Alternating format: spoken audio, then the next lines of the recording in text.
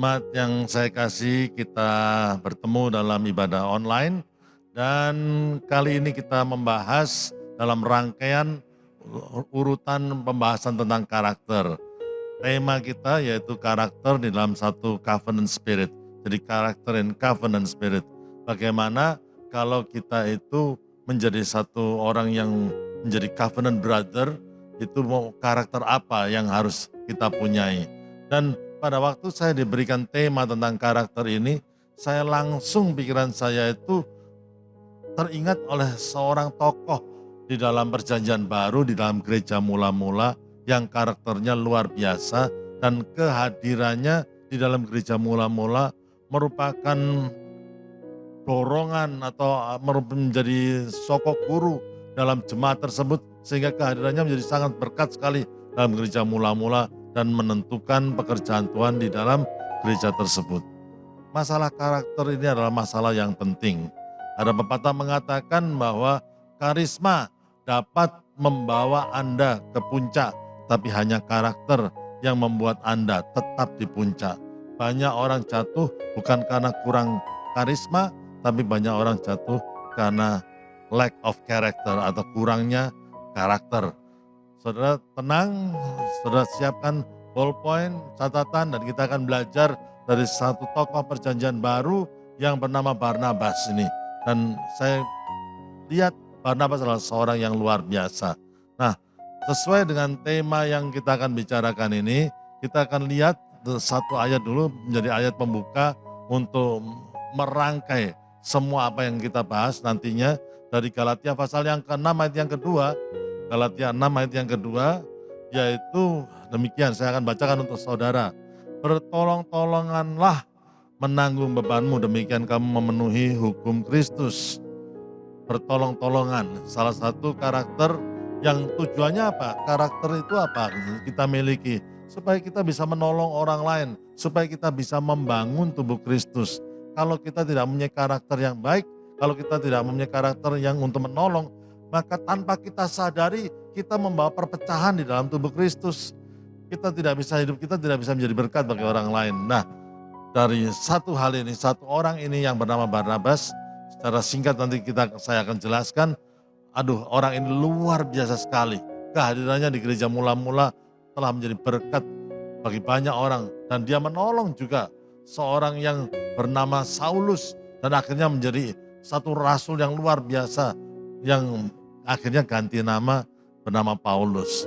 Nah, nama Barnabas pertama kali disebut dalam perjanjian baru terdapat dalam Kisah Rasul pasal yang keempat. Kisah Rasul pasal yang keempat ayat 36 sampai ke 37. Saya akan bacakan untuk saudara. Demikian pula dengan Yusuf yang oleh rasul-rasul disebut Barnabas, artinya anak penghiburan, seorang Lewi dari Siprus. Kisah Rasul 4 ayat 36 dan ayat 37, ia menjual ladang miliknya lalu membawa uangnya itu dan meletakkannya di depan kaki rasul-rasul. Nama Barnabas pertama kali disebutkan dalam Kisah Rasul pasal yang keempat ini. Dan Barnabas bukan nama aslinya itu Yusuf, dan dia disebut Barnabas yang artinya anak penghiburan, dalam bahasa Inggrisnya son of encouragement.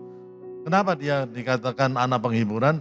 Karena kemana saja dia itu menghibur orang, kemana saja kehadirannya itu bisa mengangkat spirit yang lesu. Dia menolong orang dan kehadirannya itu menjadi berkat yang luar biasa bagi jemaat mula-mula pada waktu itu. Nah, ada beberapa karakter yang akan kita pelajari dari seorang yang disebut man of covenant ini, orang yang mempunyai spirit covenant ini, yang dikenal dengan nama Barnabas. Yang pertama, Barnabas adalah orang yang rela berkorban. Dalam ayat yang ke-37 yang tadi kita baca, dia menjual ladang miliknya. Pada waktu nama Barnabas pertama kali disebut, yang disebutkan, yang dikatakan itu pengorbanannya. Bukan cara dia menarik orang. Yang disebutkan bukan cara dia membawa diri supaya kelihatan hebat, tidak. Yang disebutkan bagaimana cara bicaranya menunjukkan karismanya yang luar biasa. Tidak. Dan mungkin dia tunjukkan tidak di hadapan orang banyak. Yang dicatat dalam Alkitab, kata Barnabas pertama itu dikaitkan dengan pengorbanan.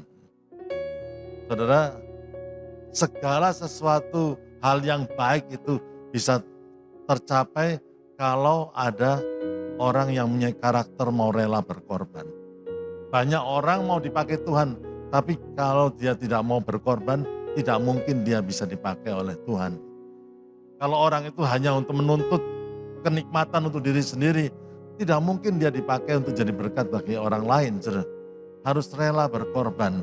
Di tempat saudara berkorban, di situ akan ada mujizat yang luar biasa. Kalau misalkan saudara merasakan kerohanian kerohanian saudara loyo, kering, dan lain sebagainya. Kenapa? Tanyakan kepada diri saudara sendiri, kapan saudara terakhir berkorban? Pada waktu kita berkorban, itu semangat api dari Roh Kudus itu menyala kembali. Saudara. Pengorbanan itu membawa api kebangunan rohani.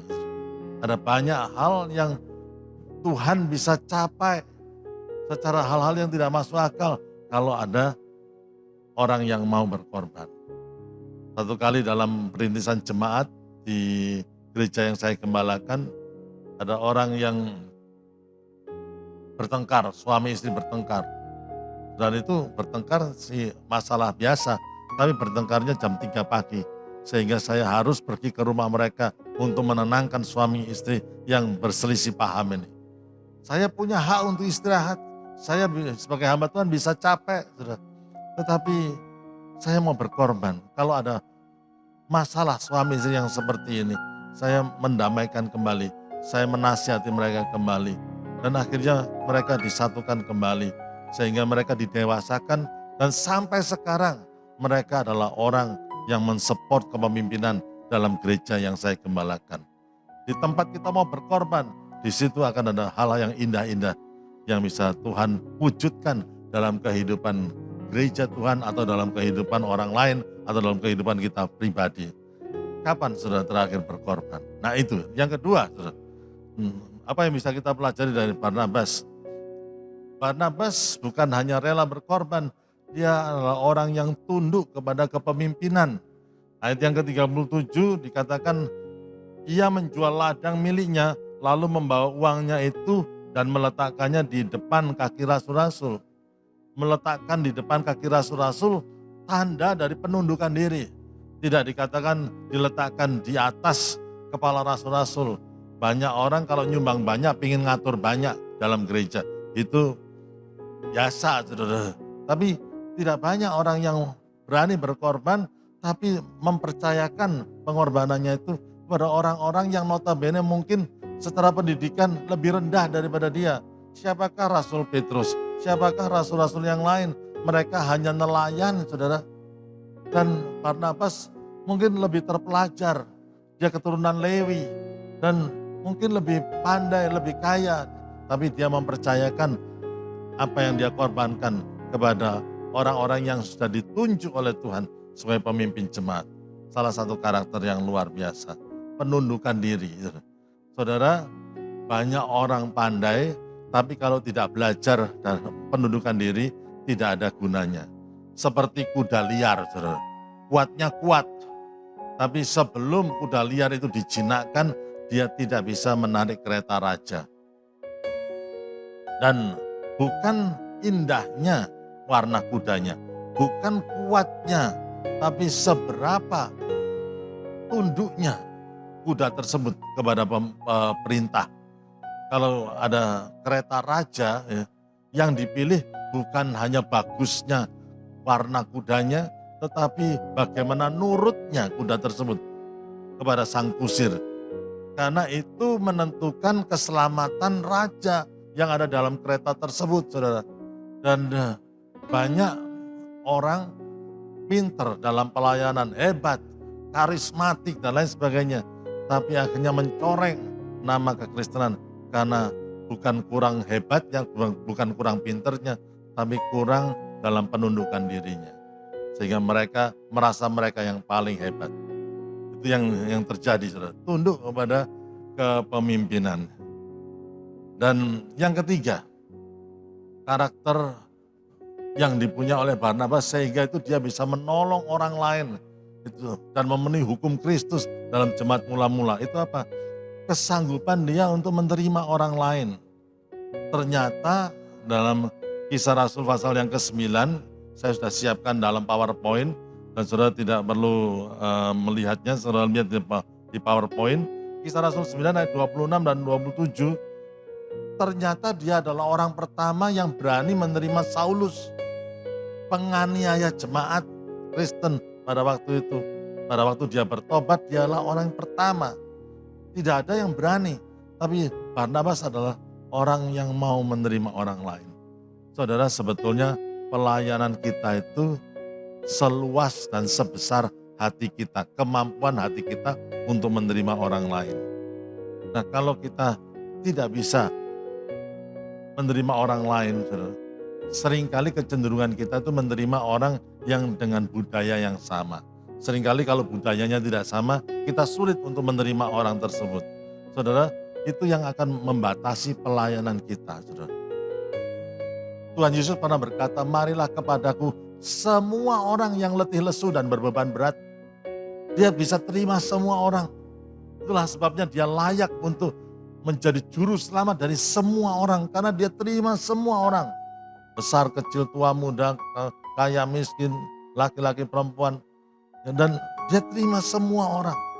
Kemampuan untuk menerima semua orang inilah yang akhirnya memampukan dia untuk menolong siapa saja dalam gereja mula-mula. Termasuk seorang yang bernama Saulus, penganiaya jemaat. Luar biasa. Dan dia bukan hanya bisa menerima orang tersebut, tetapi dia membimbingnya. Saudara, menerima orang kelihatannya itu gampang, tapi tidaklah gampang. Karena seringkali kita itu membeda-bedakan orang menurut kebiasaannya. Satu kali saya pada waktu hari Minggu tidak bertugas, saudara, dan saya membantu para usher untuk memberi salam kepada jemaat. Dan hari itu saya ingin menguatkan pelayanan usher, saudara. Dan ini yang terjadi, saudara. Ini sebetulnya ceritanya agak lucu, saudara. Tetapi ya pada waktu saya melihat ada satu keluarga yang datang ke gereja, rupanya sang suami lagi kena pilek, flu. Jadi ini yang saya lihat. Dan dia buang ingusnya. Dan pada waktu dia buang ingusnya, dia lapkan di bajunya dan dia katakan, selamat pagi Pak Andreas. Aduh, saya kaget sekali. Mungkin bagi orang lain gak ada yang jijik, tapi bagi saya, wah itu hal yang sangat menjijikkan. Tetapi bagaimana? Apakah kita bisa menerima orang seperti saya salaman, walaupun saya merasa jijik, setelah itu memang saya cuci tangan memang. Tetapi saya terima, menerima orang lain. Padahal itu cuma hal yang sangat kecil, saudara. Belum lagi ada kebiasaan-kebiasaan orang yang mungkin bukan jadi kebiasaan kita. Bisakah kita menerima semua orang seperti Tuhan Yesus menerima semua orang? Sebelum kita mengoreksi orang, seharusnya kita harus menerima orang itu. Jangan dikoreksi dulu tanpa diterima terlebih dahulu. Orang itu bisa merasa kalau dia itu diterima atau tidak. Dia bisa merasakan. Kita terima dengan tangan terbuka. Baru kita mengoreksinya, membawa dia ke jalan yang benar. Nanti kan hasilnya akan jadi lebih luar biasa. Saudara, yang keempat, saudara, ya, Barnabas adalah orang yang baik, penuh Roh Kudus dan iman. Dikatakan dalam Kisah Rasul 11 ayat yang ke-24. Karena Barnabas adalah orang yang baik, penuh Roh Kudus dan iman. Sejumlah orang dibawa kepada Tuhan. Saudara, kata baik itu yang ditonjolkan dikatakan pertama kali. Memang penuh Roh Kudus dan iman adalah spiritual qualities. Ada kualitas rohani, saudara ya. Dan tetapi kalau itu tidak dibungkus dengan karakter yang baik, saudara, maka hidup kita bisa menjadi batu sandungan bagi orang lain. Kita bisa dipenuhi Roh Kudus, kita bisa bernubuat, kita bisa punya iman yang luar biasa. Tetapi kalau hidup kita itu tidak jadi orang baik, saudara, maka orang akan melihat kita dan tidak bisa respect kepada kita, tidak bisa menghormati kita. Apakah saudara orang yang baik? Jangan dijawab saudara, biar orang lain yang menjawabnya. Kadang-kadang kita merasa baik tapi orang lain tidak mengatakan bahwa diri saudara orang yang baik. Alkitab mengatakan biarlah orang lain itu melihat kebaikanmu dan memuliakan Bapamu yang di surga. Biarlah saudara menjadi orang baik, kata orang-orang lain. Istrimu mengatakan kamu adalah suami yang baik. Suami mengatakan kamu adalah istri yang baik. Biarlah anak-anakmu mengatakan kalau engkau adalah orang tua yang hebat, yang baik hati. Saudara, apakah are you a good person? Apakah engkau adalah orang yang baik? Saudara, gampang untuk meyakinkan orang lain kalau kita menunjukkan kebaikan kepada orang lain, saudara. Itu yang harus ada, karakter yang harus ada dalam diri kita. Itu yang membuat akhirnya kehadiran Barnabas di gereja atau jemaat mula-mula itu menjadi sesuatu, menciptakan satu atmosfer yang luar biasa, kebaikannya itu. Apakah kehadiran saudara itu menebar suasana kebaikan dalam gereja Tuhan? Dan biarlah ini yang harus kita pikirkan senantiasa. Yang kelima, saudara, dia bukan hanya orang baik, dia bukan hanya orang yang bisa menerima orang lain, tapi dia adalah orang yang mampu memuridkan orang lain. Artinya apa? Dia bukan hanya omong doang, saudara. Dia adalah orang praktek. Gitu. Dia bisa tunjukkan, dia bisa kasih contoh. Karena kalau kita ngomong tentang pemuritan, itu bukan mengajar secara kognitif saja, tetapi mengajar dengan memberikan peneladanan. Dia tunjukkan karakter, dia bisa sabar. Dia tunjukkan karakter bahwa dia penuh pengorbanan. Dia tunjukkan karakter bahwa dia orang yang baik hati. Dia tunjukkan dalam bentuk peneladanan. Itulah sebabnya dia bisa memuridkan orang lain. Dan dikatakan Kisah Rasul 11 ayat 25, ya, dikatakan lalu pergilah Barnabas ke Tarsus untuk mencari Saulus, dan setelah bertemu dengan dia, dia membawanya ke Antiokhia. Dan mereka, ayat 26, mereka tinggal bersama-sama dengan jemaat itu 1 tahun lamanya sambil mengajar banyak orang. Diperhatikan di Antiokhia lah murid-murid itu pertama kalinya disebut Kristen. Dikatakan di Antiokhia lah murid-murid itu pertama kalinya disebut Kristen. Saudara, kenapa jemaat di Antiokhia disebut Kristen atau pengikut Kristus? Karena bisa menunjukkan karakter yang luar biasa.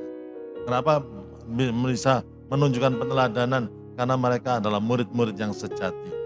Kita menjadi murid Kristus yang sejati kalau kita bisa menunjukkan karakter yang sejati dari Yesus Kristus. Dan itulah inti daripada pemuritan itu. Sebetulnya inti pemuritan itu adalah karakter. Kita bisa menunjukkan karakter kita dan karakter kita itu menjadi display, bisa dilihat orang. Dan dari situlah mereka akhirnya memuliakan Kristus karena lihat contohnya itu sangat baik sekali. Yang ke hal yang selanjutnya, pada waktu Barnabas bisa menerima Saulus, Barnabas adalah orang yang punya karakter bahwa dia tidak iri hati kepada kemajuan Saulus yang akhirnya menjadi rasul besar yang disebut Paulus. Tadinya dia itu muridnya. Tetapi akhirnya muridnya lebih hebat daripada gurunya. Tapi dia tidak iri hati. Tidak satu pun dalam firman Tuhan itu disebutkan Barnabas iri hati kepada Saulus. Tidak ada sama sekali. Dia menjadi orang yang luar biasa. Bahkan saudara, ada pada satu saat terjadi perselisihan antara Barnabas dan Saulus. Dan pada waktu itu akhirnya terjadi perselisihan dan akhirnya ini sesuatu yang pertama kali kalau di dalam Kisah Rasul pasal yang ke-15 ya, bagaimana perselisihan itu terjadi. Saya sedih membaca ini, tetapi saya akhirnya bisa melihat bahwa masalah yang sulit pun bisa diselesaikan dengan karakter yang dewasa. Memang ada perselisihan. Memang pada waktu itu Paulus sedang dimuridkan dengan Barnabas. Kisah Rasul 15 ayat 36, Tetapi beberapa waktu kemudian berkatalah Paulus kepada Barnabas, baiklah kita kembali kepada saudara-saudara kita di setiap kota, dimanapun kita telah memberitakan firman Tuhan, untuk melihat bagaimana keadaan mereka. Barnabas ingin membawa juga Yohanes yang disebut Markus. Tapi Paulus dengan tegas berkata tidak baik membawa serta orang yang telah meninggalkan mereka di Pamfilia dan tidak mau turut bekerja bersama-sama dengan mereka. Dan ayat 39 dikatakan hal itu menimbulkan perselisihan yang tajam sehingga mereka berpisah. Dan Barnabas membawa Markus juga serta berlayarnya ke Siprus. Dan tapi Paulus memilih Silas. Dan setelah itu mereka akhirnya berpisah. Pada waktu saya membaca ini rasanya, aduh, akhirnya mereka berpisah. Dan pisahnya tidak enak lagi. Ada persengketaan, ada perselisihan. Dan kenapa? Karena Barnabas ingin membawa Markus, Paulus tidak setuju. Karena Markus ini tidak tanggung jawab dengan pelayanan. Tetapi Barnabas katakan, kita harus kasih kesempatan lagi. Inilah hebatnya. Barnabas adalah orang yang memberikan kesempatan kepada orang yang pernah gagal. Itulah karakter yang luar biasa. Kita kalau menolong orang, bukan orang yang sempurna. Kita nolong orang karena orang itu pernah gagal. Itu disitulah kita pernah harus bisa menolong orang. Kalau nolong orang yang sempurna, kita nggak perlu ditolong. Orang yang sudah sempurna, justru orang yang pernah gagal. Orang yang tidak sempurna, itu yang perlu kita tolong. Tapi Rasul Paulus pada waktu itu keras. Dia menolak. Tidak boleh. Mungkin dia katakan bahwa Markus ini adalah orang yang merugikan kerajaan Allah. Akhirnya terjadi perselisihan yang tajam. Akhirnya mereka pisah. Paulus membawa Silas, Barnabas membawa Markus. Saya sedih. Lihat. Tapi pada waktu saya pelajari Alkitab lebih dalam lagi, ternyata itu happy ending. Ternyata akhirnya itu luar biasa. Akhirnya apa? Terjadi rekonsiliasi kembali. Yang tadinya Paulus tidak senang dengan Markus yang karena tidak tanggung jawab dalam pelayanan, akhirnya dia bisa menerima kembali Markus. Itu pekerjaan siapa? Barnabas tentunya, saudara. Dia yang memuridkan Markus kembali. Orang yang gagal diberikan kesempatan kembali untuk melayani. Luar biasa, saudara. Dan Barnabas hilang dalam tulisan Alkitab, menjadi pahlawan yang tidak dikenal. Tapi hasilnya luar biasa. Ya, dan saya akan membacakan kepada saudara dalam 2 Timotius 4 tentang happy endingnya itu, saudara. 2 Timotius 4 ayat yang ke-11 dikatakan, hanya Lukas yang tinggal dengan aku, jemputlah Markus dan bawalah ia kemari karena pelayanannya penting bagiku. Ini ditulis pada waktu Paulus, akhir dari pelayanan Paulus sebelum dia meninggal. Akhirnya dia itu minta dengan khusus untuk dikirim Markus karena dia memerlukan pelayanan Markus. Dan di manakah Barnabas? Dia adalah menjadi pahlawan yang tidak dikenal. Tapi hasil pelayanannya luar biasa. Kolose pasal yang keempat ayat 10 dikatakan demikian. Kolose 4 ayat 10 dikatakan, salam kepada kamu dari Aristarkus temanku sepenjara dan dari Markus kemenakan Barnabas. Tentang dia kamu telah menerima pesan, terimalah dia apabila dia datang kepadamu. Itu yang dikatakan oleh Rasul Paulus kepada jemaat di Kolose. Akhirnya dia bisa menerima kembali Markus. Yang tadinya gagal dalam pelayanan, sekarang bisa diandalkan. Seorang yang luar biasa. Saudara, lihatlah Barnabas. Bagaimana dia bisa menolong orang. Dan kalau kita bertolong-tolongan itu, kita memenuhi hukum Kristus. Itu yang terjadi. Kalau kita saling gontok-gontokan, saling berselisih, kita memecah belah tubuh Kristus. Ya, orang tersebut tidak punya spirit yang baik. Dan justru kalau kita bisa menolong orang lain, kita bisa mempersatukan tubuh Kristus secara luar biasa. Dan yang terakhir, siapakah Yohanes yang disebut Markus ini? Siapakah sebetulnya Yohanes yang disebut Markus? Tidak lain dan tidak bukan, dia adalah penulis Injil Markus. Kalau dia tidak dilayani oleh Barnabas, maka kemungkinan kita tidak mempunyai Injil Markus. Tapi karena dia sudah dilayani oleh Barnabas, orang yang gagal, orang yang tidak tanggung jawab dalam pelayanan, dimuridkan kembali, diberi kesempatan kembali.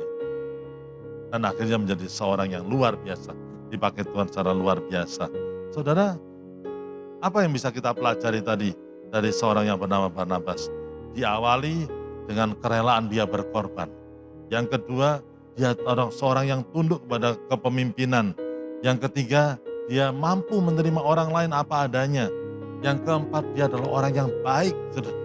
Yang kelima, dia mampu memuridkan.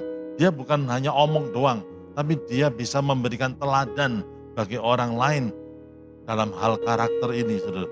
Sehingga orang akhirnya bisa ngikut dia. Ya. Dan dia tidak iri hati jika muridnya menjadi lebih hebat dari dia. Tapi yang terakhir, yang keenam, dia memberikan kesempatan pada orang yang gagal. Sehingga orang yang sudah jatuh, diangkat kembali dan menjadi orang hebat dalam kerajaan Allah. Penulis Injil Markus dan Barnabas menjadi pahlawan tidak dikenal. Diawali dengan pengorbanan yang hebat, dia jual ladang. Wah, pengorbanannya luar biasa. Diakhiri dengan dia tidak dikenal, tapi pelayanannya bermanfaat bagi orang lain. Berbahagialah orang yang mempunyai karakter yang demikian. Orang itu tetap dicari oleh Tuhan. Orang itu tetap dibutuhkan oleh gereja Tuhan. Orang itu tetap diinginkan untuk mempersatukan tubuh Kristus. Dan biarlah Tuhan menemukan orang yang seperti ini di antara kita masing-masing. Dan kalau sudah kita pelajari dan kita hidup di dalam karakter semacam ini, ya, dalam spirit covenant ini, kita harus saling tolong-menolong dan saudara, gereja akan maju. Nama Tuhan akan dipermuliakan. Tuhan Yesus memberkati. Amin. Saya meyakini setiap kita diberkati oleh pemberitaan firman Tuhan. Dan mari mulai melakukan kebenaran, saling bertolong-tolong dalam menanggung beban kita. Karena dengan demikian kita memenuhi hukum Kristus. Terima kasih untuk Bapak Pendeta Andreas Raharjo yang telah menyampaikan kebenaran firman Tuhan. Doa kami, Tuhan memberkati terus kesehatan, kekuatan, dan memberikan terus kasih kepada seluruh tim pastoral di MDC Surabaya dan memberkati segenap jemaat. Salam dari kami di seluruh MDC Purwokerto. Saudara, kita akan mengakhiri ibadah kita. Mari bangkit berdiri dengan saya dan terimalah berkat Tuhan. Inilah doaku, semoga kasih Bapak Ibu makin melimpah dalam pengetahuan yang benar dan dalam segala macam pengertian.